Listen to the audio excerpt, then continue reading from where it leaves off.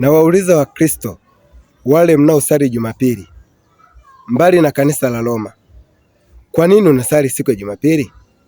Kwa maana Waroma wao wamenipa jibu kwamba wanasali Jumapili kwa sababu wanashangilia kufufuka kwa Yesu. Ukisoma katekisimu kubwa ya kanisa Katoliki inasema hivi: kanisa la Katoliki ndilo lililohamisha utukufu kutoka Jumamosi kwenda Jumapili.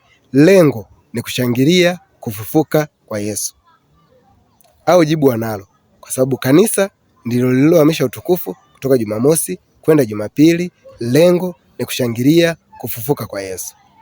Haya, wewe unayesali siku ya Jumapili alafu si Mroma, naomba unitajie unasali hapo kwa sababu gani na umesoma wapi?